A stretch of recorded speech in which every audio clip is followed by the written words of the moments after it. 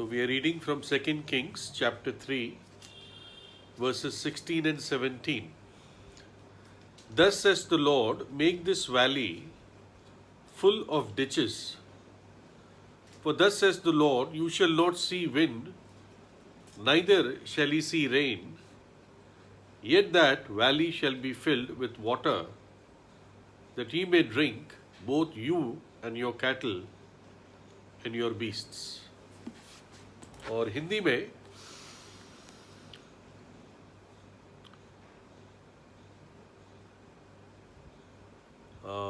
15 से पढ़ रहा हूँ हिंदी में। अब कोई बजवैया मेरे पास ले आओ। जब बजवैया बजाने लगा तब यहोवा की शक्ति एलीशा पर हुई और उसने कहा, इस तराई में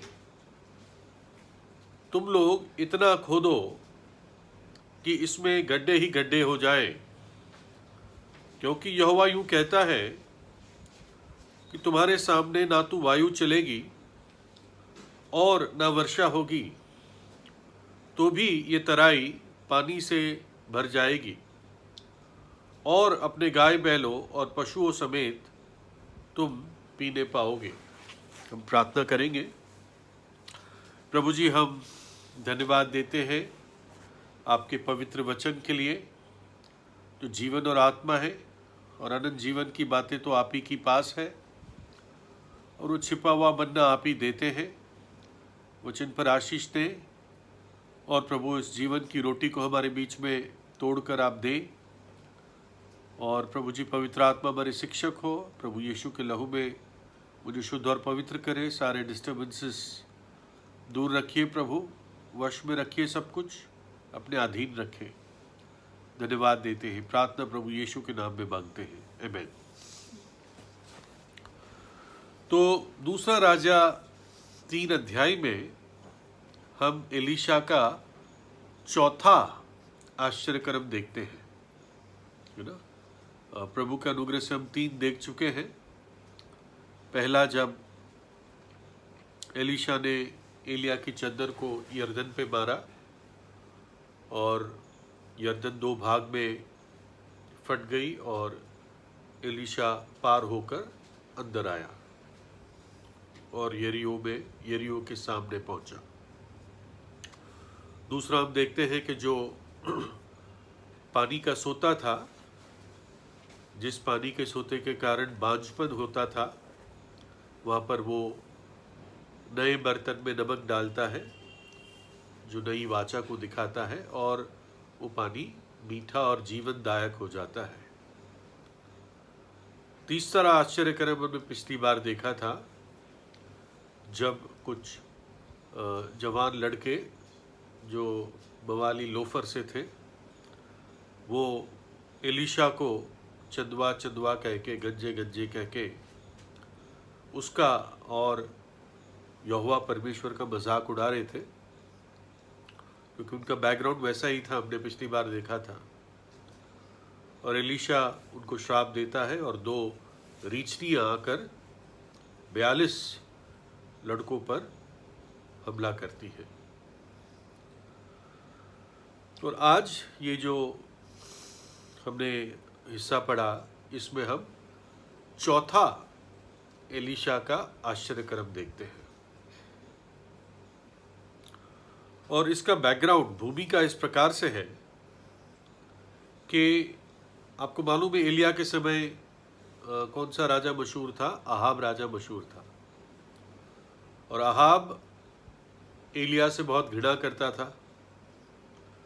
अहाब ने एलिया को पकड़ने के लिए, गिरफ्तार करने के लिए बहुत कोशिश की थी, है ना। और अहाब अपने आप में बड़ा दुष्ट राजा था, येजेबेल का पति था और येजेबेल के उकसाने पे ही वो सारे काम करता था। उसने बाल और ऐसे देवताओं के लिए मंदिर बनाए थे और सच्चे और जीवित परमेश्वर यहोवा को अहाब ने त्याग दिया था। और आपको मालूम है जो नाबोत था, जिसकी दाग की बारी थी पड़ोस में, उसको भी, उसकी हत्या का भी अहाब और येजेबेल ही जिम्मेदार थे। तो उस दुष्ट अहाब का बेटा यरोहाम था, इंग्लिश में जेहोराम लिखा है। तो अहाब तो मर जाता है और फिर यहोराम उसके स्थान पर आता है। एलिया उठा लिया जाता है और अब एलीशा एलिया के स्थान पर होता है। तो ऐसा होता है कि जब अहाब जिंदा था तो मोआब देश इज़राइल को टैक्स देता था। टैक्स क्या देता था? 2 लाख प्राणी प्रति वर्ष मोआब देश इज़राइल को गिफ्ट करता था। 2 लाख प्राणी, जिसके कारण इज़राइल मोआब पर फिर हमला नहीं करता था। तो उसमें से 1 लाख मेमने देता था मोआब देश और 1 लाख भेड़े देता था उनके साथ, है ना। बहुत होते हैं 2 लाख प्राणी। लेकिन अहाब के मरने के बाद मोआब ने ये टैक्स देना बंद कर दिया। तो इससे यहोराम नाराज हुआ और उसने सोचा कि मोआब को मैं सबक सिखाऊंगा। तो वो क्या करता है, यहूदा का राजा यहोशापात को अपनी तरफ कर लेता है। उससे कहता है, क्या तू मेरे साथ युद्ध करने आएगा? यहोशापात कहता है, आऊंगा। यहोशापात सोचता नहीं इस बात को। और साथ साथ एदोम का राजा भी इनके साथ जुड़ जाता है। तो इज़राइल का राजा, यानी उत्तरी इज़राइल का राजा यहोराम, यहूदा का राजा यहोशापात और एदोम का राजा, ये तीनों मिलकर मोआब के विरुद्ध युद्ध करने जाते हैं। ठीक है ना। इसका एक नक्शा सा आपको दिखाएंगे। Can you show the map?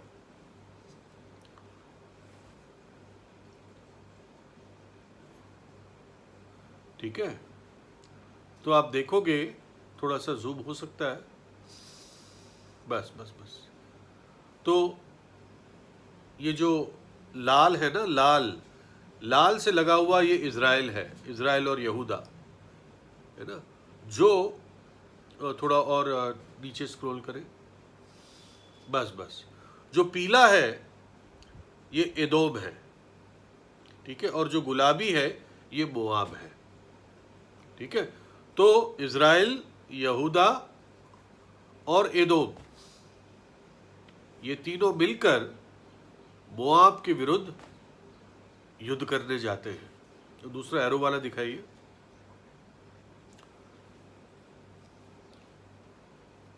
है ना। तो ये उनका रूट होता है। ठीक है। और 7 दिन की यात्रा हो जाती है और उनको कोई पानी नहीं मिलता।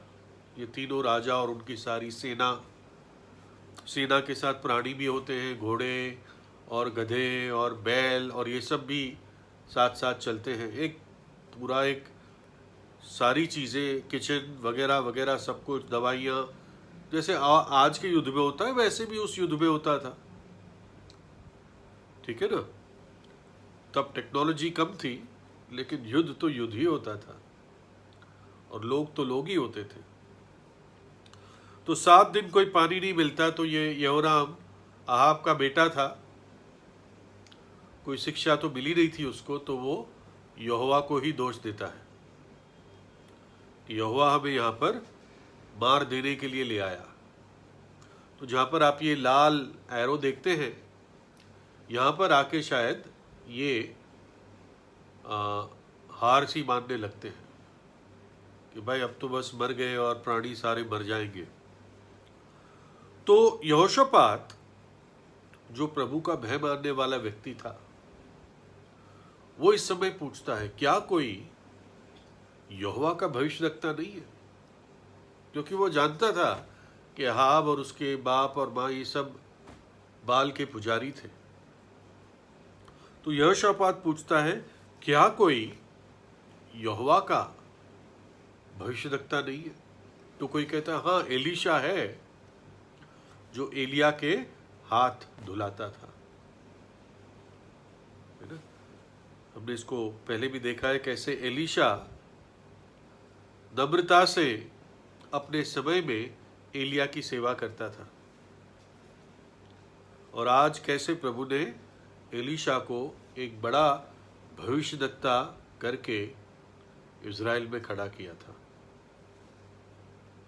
इतना ही नहीं, एलीशा को प्रभु ने एलिया से दुगना सामर्थ देकर उपयोग किया, लेकिन उसकी जो शुरुआत की नम्रता थी, सेवा थी, वही उसकी पहचान रही कि हाँ एलीशा है जो एलिया के हाथों पर पानी डाला करता था, है ना। हम पढ़ते हैं 11 आयत में, दूसरा राजा 3 अध्याय की 11 आयत। यहोशापात ने पूछा, क्या यहोवा का कोई भविष्यद्वक्ता नहीं कि हम यहोवा से उसके द्वारा पूछे? और इज़राइल के राजा के एक सेवक ने उत्तर दिया, हाँ एलीशा शापात का बेटा है जो एलिया के हाथों पर पानी उडेला करता था। तो ये तीनों राजा एलीशा के पास जाते हैं, है ना। ये प्रभु का धन्यवाद हो, चाहे यहोशापात इस समय बहुत सही संगति में नहीं था, लेकिन एक विश्वासी आखिर में तो प्रभु के द्वार पर ही आता है ना। ठोकर खा के भी एक विश्वासी कहीं नहीं खोता, उसका उद्धार सुरक्षित होता है। यहोशापात भी finally falls back upon the Lord, प्रभु की डेवड़ी पर ही आता है, यानी प्रभु के दास के पास आता है। और ये तीनों राजा आके एलीशा के घर के बाहर आके खड़े हो जाते हैं, और एलीशा इनको मिलने के लिए खुश नहीं है। मेन कारण क्या है? क्योंकि यहोराम इनके साथ है। यहोराम जो अहाब और यजेबेल का बेटा था, और यही नहीं, उनकी दुष्टता में इसने भी अपने आप को वैसे ही बनाए रखा था। आप देखिए, कोई और होता तो पता नहीं कैसे वेलकम करता इन 3 बड़े राजाओं का, है ना। और शायद सबको खड़ा करवा देता जो भी उसके साथ रहते होंगे, लेकिन एलीशा ने ऐसा कुछ नहीं किया। उसने एक्सप्रेस किया, उसने अपने विचारों को और भावनाओं को प्रकट किया कि मैं खुश नहीं हूं, और कहा कि अगर यहोशापात तुम्हारे साथ ना होता तो मैं तुम में से किसी का चेहरा भी ना देखता, क्योंकि यहोशापात यहोवा का भय मानता है, इसलिए तो मैं तुम्हारे साथ बात भी कर रहा हूं, नहीं तो मैं तुम्हारा चेहरा भी ना देखता। और तब जब एलीशा को मालूम, मतलब एलीशा के सामने बात लाई जाती है कि इनको मदद की ज़रूरत है, पानी नहीं है, युद्ध पे जा रहे हैं। मोआब देश आपने देखा, छोटा सा नहीं था, काफ़ी मजबूत लगता है वो देश, कि 3 राजा मिलके जा रहे हैं उससे लड़ने के लिए। तो एलीशा कहता है कि एक बजवैया की बुलाओ, है ना, मिन्स्ट्रेल, जो वीणा बजाता है, वीणा बजा के शायद गीत भी गाता है। तो ऐसा क्यों करता है एलीशा? इस बजवैया को क्यों बुलाता है ना। अब देखते हैं, दूसरा राजा 3 की 15 में वो कहता है, अब कोई बजवैया मेरे पास ले आओ। जब बजवैया बजाने लगा तब यहोवा की शक्ति, यहोवा की सामर्थ एलीशा पर हुई। एलीशा शायद सोच रहा था कि मेरा मूड अब सही नहीं है इस आदमी को देख के, और अगर मैं बोलना शुरू करूंगा तो अपने गुस्से में और अपने शब्द बोल दूंगा। मुझे एक प्रकार से वापस शांति में आने की आवश्यकता है। ये सारा डिस्टर्बेंस मेरे मन से दूर होने की आवश्यकता है। तो इसलिए वो पूछता है, कोई बजवैया है क्या? पूरी आर्मी थी, बजवैया तो होता ही है आर्मीज में। तो कोई एक ऐसा व्यक्ति जो असाफ की तरह होगा या हेमान की तरह होगा। हेमान भी एक बजाने वाला था, हमान नहीं, हेमान, है ना। कोई दाऊद की तरह जो अपना ही अकेले वीणा और गीत बजाने वाला। घोषणा की गई, कोई है क्या? और शायद कोई नहीं, पक्की रीति से बजवाया आया। और शायद एलीशा ने पूछा, क्या तू सियोन का कोई भी गीत जानता है ना? और वो अपने वीणा के साथ बजाता है, और जैसे वो बजाता है एलीशा फिर से प्रभु पर और उस प्रभु की सुंदरता पर, उस गीत पर फोकस करके फिर से वो शांत होता है ना। एक प्रकार से वो उभारा जाता है। पहला कुरिन्थियों 14:32 में लिखा है भविष्यद्वक्ताओं के बारे में, और भविष्यद्वक्ताओं की आत्मा भविष्यद्वक्ताओं के वश में होती है। एक प्रकार से एलीशा अपनी आत्मा को अपने वश में ला रहा था, क्योंकि बहुत डिस्टर्ब था यहोराम के आने से, और शायद यहोशापात की ये स्टैंड से भी कि किसके साथ जा रहा है ये। तो इसलिए वो इस बजवैयों को बुलाता है, और क्या होता है? यहोवा का हाथ एलीशा पर आता है, प्रभु की सामर्थ एलीशा के ऊपर आती है, और अब वो भविष्यवाणी करने के लिए तैयार होता है। ऐसे आत्मिक बजाने वाले, आत्मिक गीत गाने वाले जब अपनी सेवा पूरी करते हैं, सही रीति से करते हैं, तो कईयों का मन जो डिस्टर्ब्ड होता है, जिनके मन पर अंधकार का बादल होता है, वो बादल हटता है। प्रभु का आनंद उस बजाने और गीत के द्वारा सुनने वाले के जीवन में आता है। लोगों का उद्धार भी हो सकता है जब सुसमाचार के गीत गाए जाते हैं। जब प्रभु की आराधना के गीत गाए जाते हैं तो विश्वासी उभरते हैं, शैतान लज्जित होता है।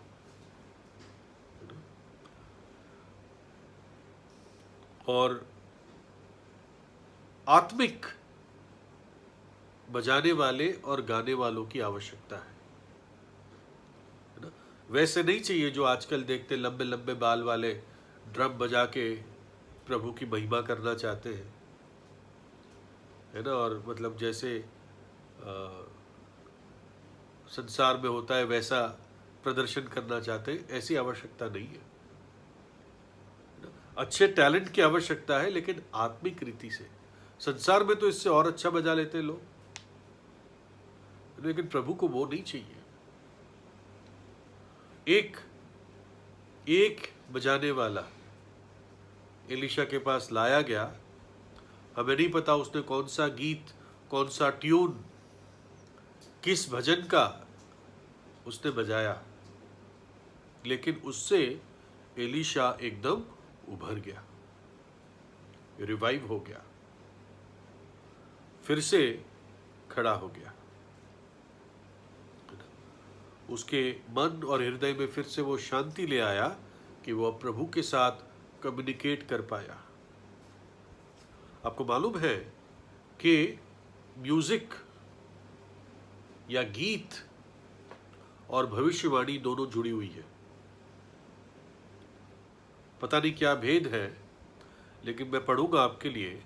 पहला इतिहास 25 अध्याय 25 अध्याय 1 और 2।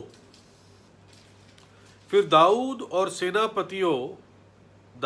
सेनापतियों ने असाप, हेमान, देखो ये 2 नाम वापस आते हैं, असाप, हेमान और यदुतून के कितने पुत्रों को सेवकाई के लिए अलग किया कि वे वीणा, सारंगी और झांझ बजाकर नबूवत करे, यानी भविष्यवाणी करे। और इस सेवकाई के काम करने वाले मनुष्यों की गिनती यही है, अर्थात असाप के पुत्रों में से यकूर, यासेब, नथनिया, अश्रेला, असाप के ये पुत्र असाप ही की आज्ञा में थे, जो राजा की आज्ञा के अनुसार नबूवत करता था। तो कैसे? वो संगीत के साथ इन इंस्ट्रूमेंट्स को बजाकर वो नबूवत करते थे, यानी जब वो गीत गाते थे तो पवित्र आत्मा उनके गीतों में, शब्दों में भविष्यवाणी देता था। ठीक है ना? और इसलिए हर सभा के पहले गीत होते हैं नए नियम में, है ना? ये प्रभु का एक पैटर्न है। आप कोई प्रार्थना सभा हो, बाइबल स्टडी हो, जब हम मिलते हैं, मतलब भवन में आराधना सभा होती है ना? अगर गीत ना होते तो हमारी सभाएं कितनी नीरस होती, है ना? तो और गीत और संगीत वो विजय लाता है। आपको याद होगा जब यहोशापात युद्ध के लिए जाता है, ये किसी अलग युद्ध की बात हो रही है, जब उसके विरुद्ध 3 देश आ जाते हैं। मैं पढ़ देता हूं, दूसरा इतिहास 20 अध्याय 21 और 22, है ना? आसान है याद रखने के लिए। दूसरा इतिहास 20, 21, 22। तो 20 अध्याय 21 और 22। तब उसने प्रजा के साथ सम्मति करके कितनों को ठहराया, जो कि पवित्रता से शोभायमान होकर हथियारबंदों के आगे आगे चलते हुए यहोवा के गीत गाए, और ये कहते हुए उसकी स्तुति करे कि यहोवा का धन्यवाद करो, क्योंकि उसकी करुणा सदा की है। जिस समय वे गाकर स्तुति करने लगे, उसी समय यहोवा ने अमोनियों, मोआबियों और सेर के पहाड़ी देश के लोगों पर यहूदा के विरुद्ध आ रहे थे, घातकों को बैठा दिया और वे मारे गए। जो हथियारबंद थे, जो हथियार लेकर सोल्जर्स थे, इजरायली सैनिक थे, उनके आगे गीत संगीत गाने वाले पहले चले, और बड़ी जीत उस दिन यहूदा के लोगों को मिली। तो अब देखते हैं एलीशा इस प्रकार से तैयार किया गया। इससे यह भी पता चलता है एलीशा भी ऐसा व्यक्ति था जो निराश हो जाता था, डिप्रेस भी हो जाता था ऐसी बातें देखकर और सुनकर, लेकिन फिर से वो प्रभु के फेलोशिप में जुड़ जाता है। अब वो क्या आज्ञा देता है एलीशा कहता है, अब वापस आ जाएं जो उसने भविष्यवाणी की, दूसरा राजा 3 अध्याय 16 और 17। और उसने कहा, इस हिंदी में नाला लिखा है लेकिन वो वैली थी, यानी तराई या खाई थी। और उसने कहा, इस तराई में तुम लोग इतना खोदो कि इसमें गड्ढे ही गड्ढे हो जाए, क्योंकि यहोवा यूं कहता है कि तुम्हारे सामने ना तो वायु चलेगी और ना वर्षा होगी, तो भी ये तराई पानी से भर जाएगी, और अपने गाय बैलों और पशु समेत तुम पीने पाओगे। तो 7 दिन बिना पानी बहुत बड़ी बात होती है। कोई पानी था नहीं, सामने बड़ा युद्ध था, है ना? और तब एलीशा भविष्यवाणी करता है कि ना हवा आएगी और ना कोई बारिश होगी, ना कोई बादल होंगे, फिर भी पानी आएगा। ये आश्चर्यक्रम था चौथा एलीशा के द्वारा। खड्डे खोदने को क्यों कहे कि पानी जब आएगा तो बह के आगे ना चला जाए, इसलिए खड्डे खोदो ताकि जब पानी आए तो पानी इकट्ठा रह जाए, ताकि लोग पी सके, प्राणी भी पी सके और उनकी जानें बच जाए, फिर से रिवाइव हो जाए जो थक थक कर मरने की स्थिति पर आ गए थे। उस गर्मी में, उस रेगिस्तान के इलाके में, साउथ जो होता है इजराइल का बहुत गर्म होता है, विशेषकर दिन के समय में। लेकिन आपको मालूम है कि जो अजीब बात है वो पढ़े मेरे साथ, दूसरा राजा 3 अध्याय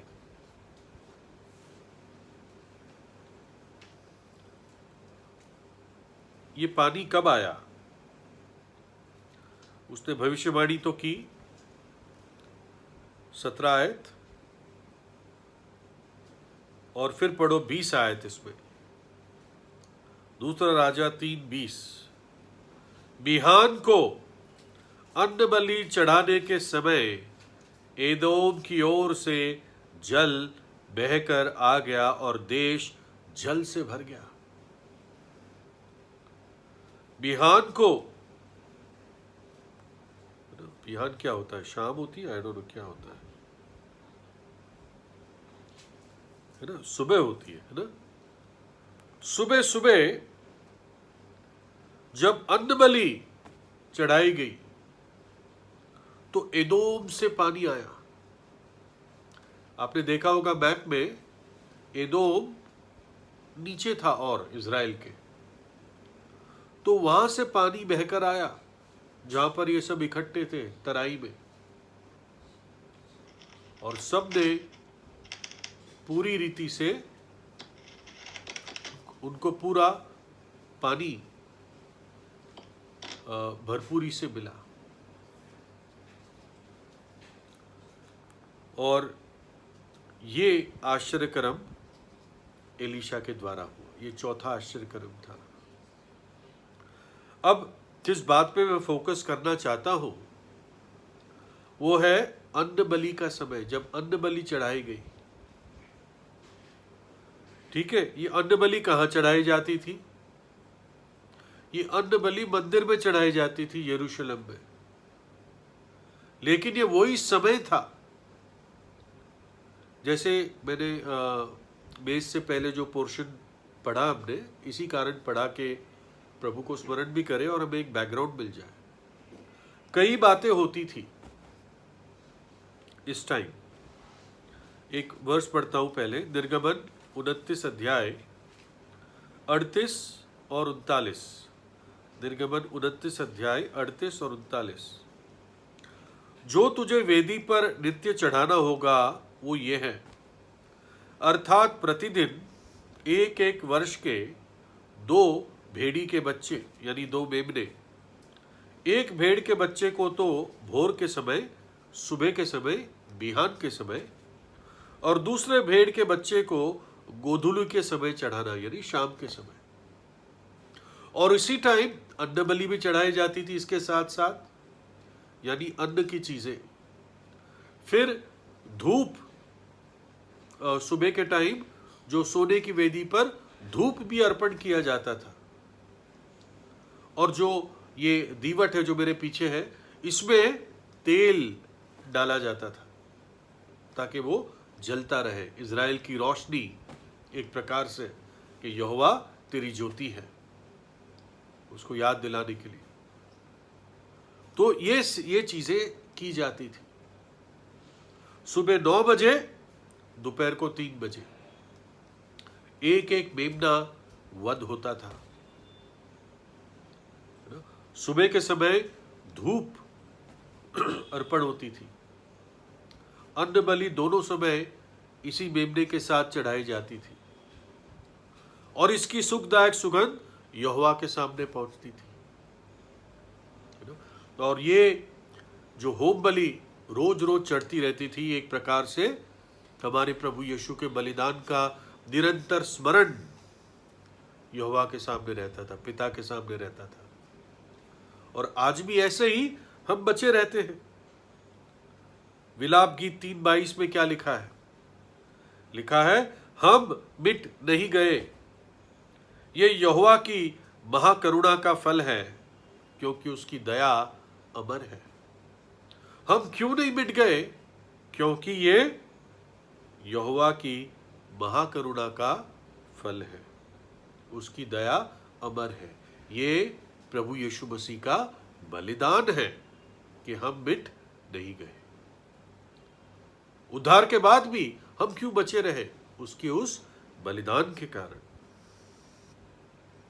अब देखिए, ये जो समय होता था सुबह 9 बजे का और दोपहर 3 बजे का, इजरायली लोग मंदिर जाके प्रार्थना भी करते थे।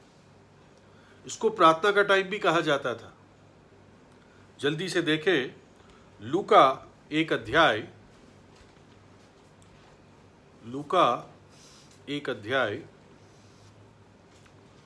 और 9 और 10 मैं पढ़ देता हूं। लूका 1, 9 और 10।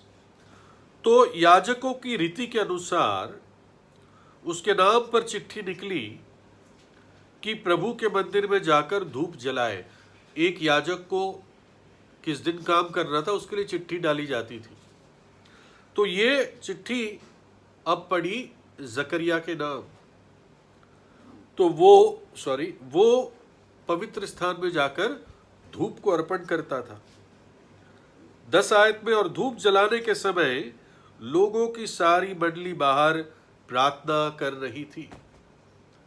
तो जब याजक अंदर धूप अर्पण करता है और पीतल की वेदी पर मेमना बलिदान किया जाता है रोज रोज, तब लोग आकर वहां पर प्रार्थना भी करते थे कि प्रभु हमारी प्रार्थनाएं भी इस धूप के साथ साथ तेरे पास पहुंचे।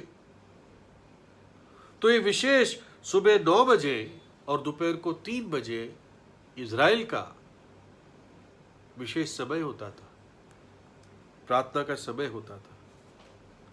और पानी कब आया? पानी अन्न बलि चढ़ाने के समय सुबह पानी एदोम से बहकर आया, है ना? जब मंदिर में लोग प्रार्थना करते थे। शायद एलिशा भी इस टाइम अपने स्थान पर प्रार्थना करता था। वो मंदिर में तो नहीं था, अपनी कुटिया में था, जैसे भी था। वो उसके प्रार्थना का समय था और तब प्रभु के तरफ से बड़ा उत्तर आया। देखिए, इन समयों के बारे में कई जगह जिक्र है। अन्न बलि का समय, चाहे सुबह का चाहे शाम का। मैं जल्दी से कुछ पढ़ देता हूं। पहला राजा 18 अध्याय 36 आयत।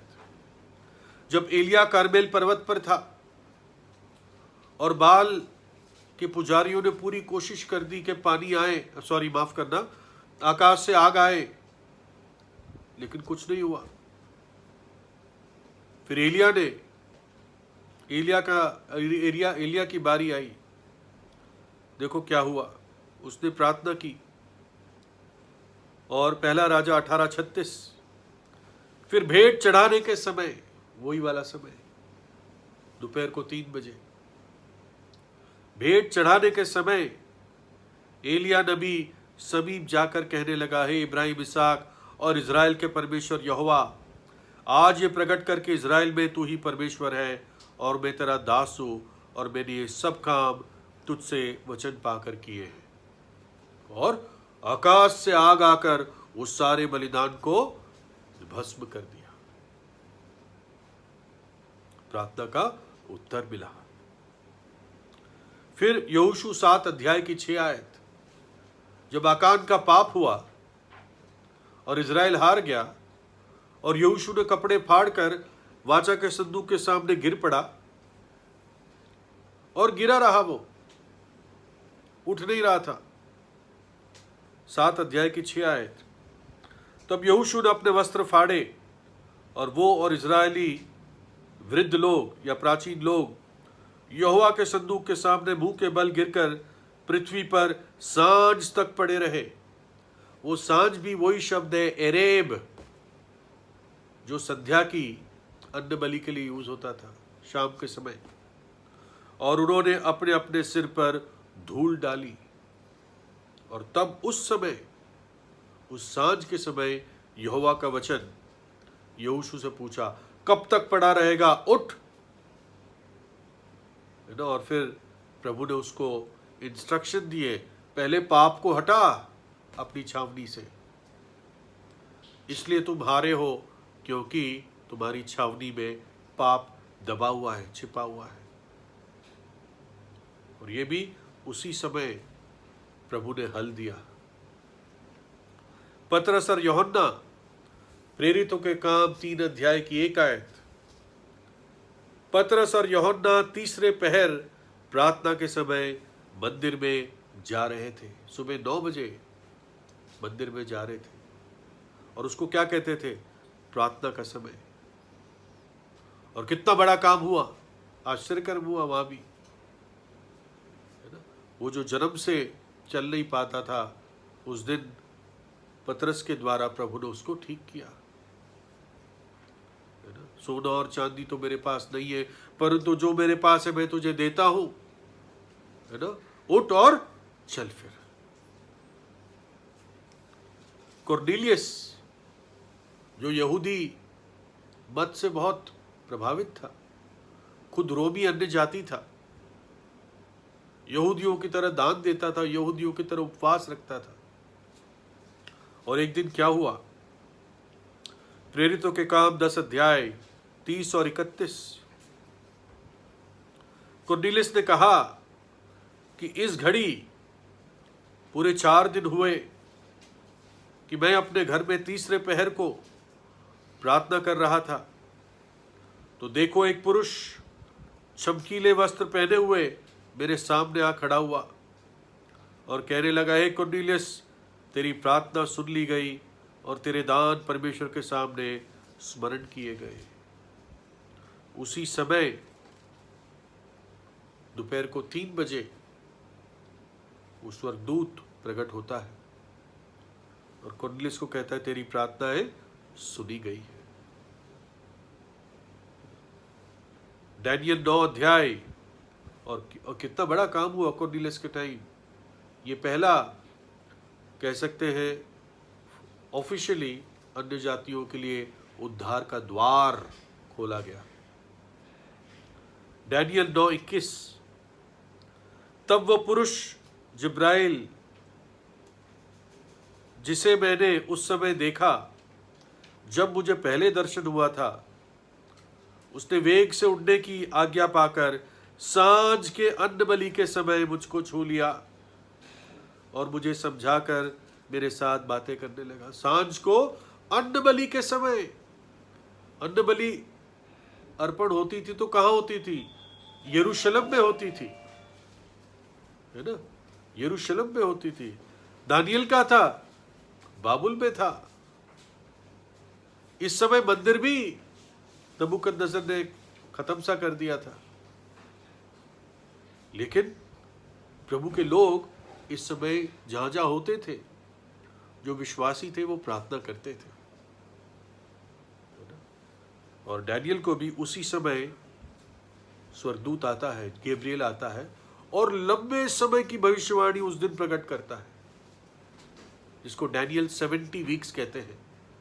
महाक्लेश का जो पीरियड है 7 वर्ष का, इसी के बाद 9:27 के आसपास डैनियल को प्रकट किया जाता है। प्रभु यीशु मसीह के बलिदान का समय डैनियल को प्रकट किया जाता है।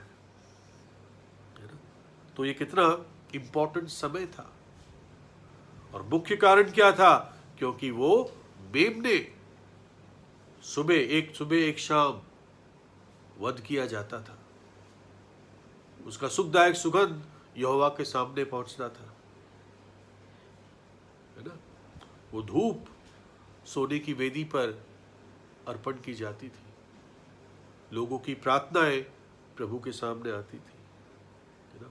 हमें नहीं पता जब एदोम से पानी आया तो क्या पता कुछ लोग मंदिर में अपने राजा यहोशापात के लिए प्रार्थना कर रहे थे, प्रभु आप हमारे राजा की रक्षा करना। यहोशापात बड़ा भय मानने वाले व्यक्ति था, अच्छा आदमी था। कौन आज अच्छा लीडर नहीं चाहता? कौन से देश के लोग एक अच्छा अगवा नहीं चाहते, है ना। आसानी से नहीं मिलते। तो शायद कुछ लोग यहोशापात के लिए प्रार्थना कर रहे थे उस समय, है ना। प्रभु ने सब कुछ सही सही सिंक्रोनाइज किया और ठीक सुबह अन्न बलि के समय, प्रार्थना के समय, या कह सकते हैं डेली बर्न्ट ऑफरिंग, रोज के होम बलि के समय एदोम से पानी बहकर आया। बहता हुआ पानी पवित्र आत्मा के कार्य को दिखाता है ना। पानी वचन को भी दिखाता है, लेकिन बहता हुआ पानी पवित्र आत्मा और उसके कार्यों को दिखाता है। यूहन्ना 7:38, जो मुझ पर विश्वास करेगा, जैसा पवित्र शास्त्र में आया है, उसके हृदय में से जीवन के जल की नदियां बह निकलेगी। जीवन के जल की नदियां बह निकलेगी। हमें विश्वास करना है कि पवित्र आत्मा एक बड़ा कार्य करेगा हमारे जीवन के द्वारा। अगर ये हम विश्वास करेंगे तो गड्ढे खोदेंगे।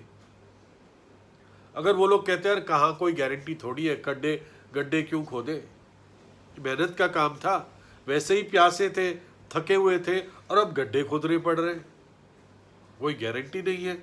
ये एक भविष्यद्वक्ता कह रहा है, इसकी बात क्या मान ले। लेकिन जिन्होंने विश्वास किया उन्होंने गड्ढे खोदे तराई में।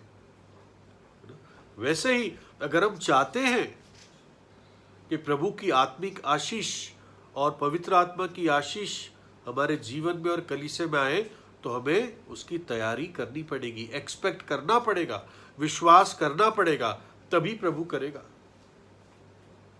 Expect great things from God, attempt great things for God. प्रभु से बड़ी चीजों की आशा रखो और प्रभु के लिए बड़े कार्य करो। अब विश्वास करें कि जब सुसमाचार प्रचार करते हैं तो प्रभु आत्माओं को बचाएगा। चार्ल्स स्पर्जन कहते हैं, अगर 10 आत्माओं के लिए 10 आत्माएं बचती है तो प्रभु से अब 100 मांगो, हम तो 10 में ही खुश हो जाएंगे, है ना। कहता है जब 100 बचती है प्रभु से 1000 मांगो। ये नहीं कि 10 है तो 11 मांगो, 10 मिली तो 100 मांगो। देखो यशाया 54 अध्याय 2 और 3 में क्या लिखा है।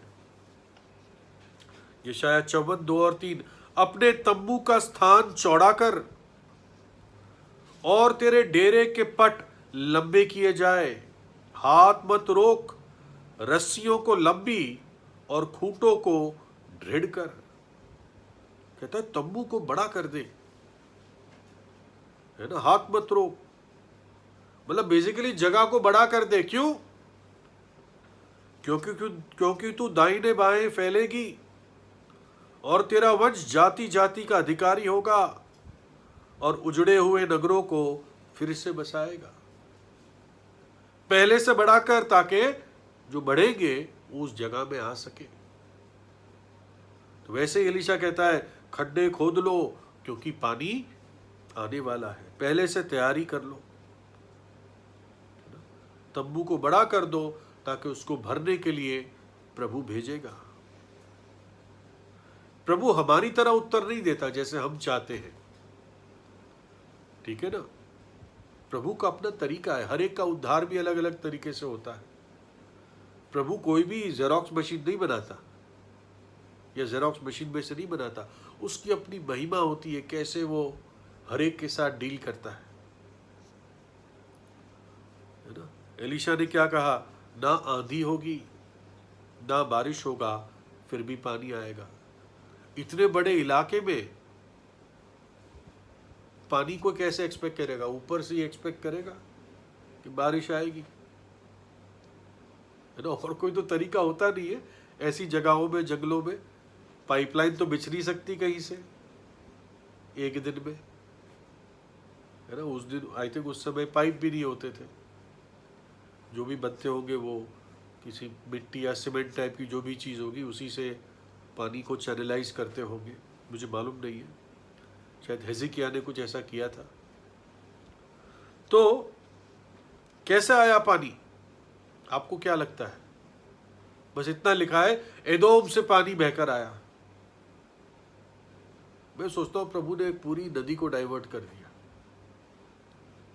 नदी का जो डायरेक्शन था प्रभु ने बदल दिया और अपने लोगों की जरूरत के लिए वहां पहुंचाया। कैसे मालूम? नीति वचन 21:1, राजा का मन नदियों के जल की नाई यहोवा के हाथ में रहता है, जिधर वो चाहता उधर उसको फेर देता है। कुछ लोग कहते हैं, इसको समझाते कि बारिश दूर हुई थी और पानी बह के आया। मैं नहीं सोचता हूं। एलीशा ने कहा बारिश नहीं होगी, तो दूर और पास की बात ही नहीं थी। किसी ने कहा, कोई कहता है कि बादल फटा, तब भी तो बारिश ही हुई। मैं सोचता हूं प्रभु ने पूरी की पूरी नदी बहा दी। और प्रभु के लिए क्या मुश्किल है? कहीं से प्रभु ने सोता फोड़ दिया और पानी बहकर आ गया। प्रभु के लिए कोई काम मुश्किल नहीं है। हम जहाँ रहते हैं सोलानीपुरम में, हमारा पानी बहुत खराब है यहाँ, जो हैंड मोटर से जो आता है। तो मैं प्रार्थना करता था, प्रभु हमारे पानी को सही कर, और कोई नदी ऐसी बहा दे नीचे से कि अच्छा मीठा पानी आए। तो नदी तो नहीं हुई, लेकिन सरकारी पाइपलाइन बिछ गई, जिससे अब हमें अच्छा पानी मिलता है। तो प्रभु के लिए कोई भी काम मुश्किल नहीं है। देखिए, जब एलिया ने प्रार्थना की थी, याद है ना, एलिया ने भी पानी के लिए प्रार्थना की थी। मैं जल्दी कर रहा हूं, कोशिश 5-7 मिनट में खत्म कर दूंगा।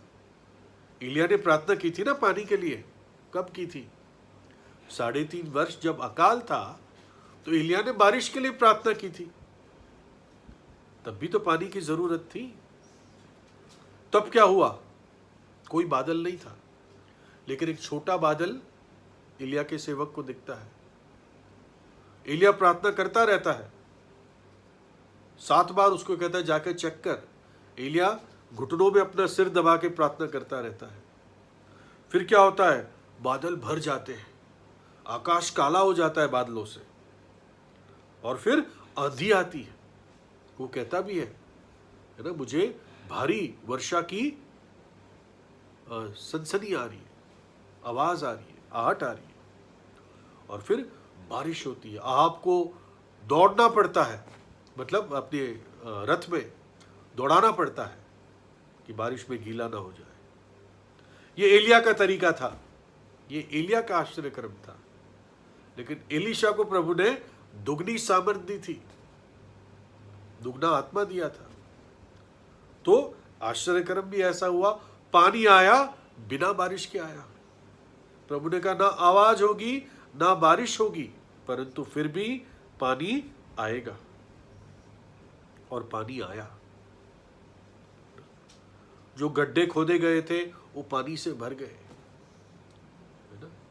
सबने बहुत एंजॉय किया होगा, सारे सोल्जर्स ने पानी में उछले होंगे, नहाए होंगे, है ना। प्राणियों ने पिया पूरा पानी। और ये गड्ढे नम्रता को भी दिखाता है। कुछ लोगों के जीवन में आशीष रुकती नहीं है, बह के चली जाती है, क्योंकि नम्रता नहीं होती। नम्रता से उस आशीष को ग्रहण करना है, ताकि प्रभु की आशीषें जीवन में बनी रहे। ये सबसे पहले आत्मिक आशीषें है जो पवित्र आत्मा देता है, और जीवन की आशीषें जो प्रभु इस जीवन के लिए हमें देता है। ये दिखाता है प्रार्थना में विश्वास करना और इंतजार करना। प्रभु घमंडियों से घृणा करता है। कई विश्वासी घमंड का शिकार है, वो रियलाइज नहीं करते, वो घमंड का शिकार है।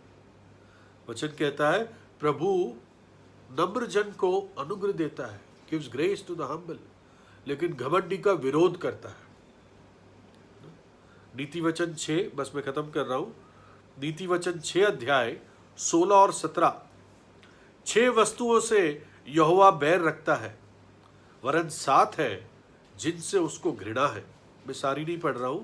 अर्थात घमंड से चढ़ी हुई आंखें, सबसे पहला घमंड से चढ़ी हुई आंखें, झूठ बोलने वाली जीभ और निर्दोष का लहू बहाने वाले हाथ। प्रभु बैर रखता है, लेकिन नम्र विश्वासी से वो प्यार करता है। दीन विश्वासी को प्रभु सराहता है। क्या कहता है यशायाह 66:2 में, यहोवा की यह वाणी है, ये सब वस्तुएं मेरे हाथ की बनाई हुई है, सो ये सब मेरी ही है, परंतु मैं उसी की ओर दृष्टि करूंगा जो दीन और खेदित मन का हो और मेरा वचन सुनकर थरथराता हो। तो प्रभु हमारी सहायता करे कि हम वो गड्ढे अपने जीवन में खोज सके, है ना। आखिर में जब पानी आया सुबह सुबह और कुछ सूरज की किरणें ऐसे गिरी कि जो मोआब के देश के जो सेना थी उनको ऐसे लगा कि वो पानी खून है, तो वो खुश होने लगे। अरे तीनों राजा ने अपने आप में ही लड़के अपने आप को मार दिया और सब खून खून हमें दिख रहा है। और वो तैयार नहीं थे और वो आए इस तरह से कि हमें सब लूट का माल मिल जाएगा, लेकिन वो बुरी तरह मारे गए। उनको बस दिखा ऐसे, जैसे कई बार रेगिस्तान में है ना, पानी दिखता है लोगों को जब पानी होता नहीं है। तो यहाँ पानी था, सूरज की किरणें ऐसे गिरी कि उनको वो पानी खून की तरह दिखा। उसको पढ़ सकते हैं। तो जो पानी प्रभु के लोगों के लिए जीवन का कारण रहा, जीवन बचाने का कारण रहा, वही पानी मोआबी के लिए मृत्यु का कारण रहा। यहां पर हम प्रभु यीशु के क्रूस को देखते हैं। जिन्होंने विश्वास किया उस क्रूस पर, उसके बलिदान पर, उनके लिए जीवन। जिन्होंने रिजेक्ट किया उनके लिए मृत्यु और नाश। एक डाकू ने विश्वास किया, प्रभु यीशु मुझे स्मरण रखना। प्रभु ने कहा आज ही तू मेरे साथ स्वर्गलोक में होगा। दूसरे ने रिजेक्ट किया, वो आज भी नरक में है।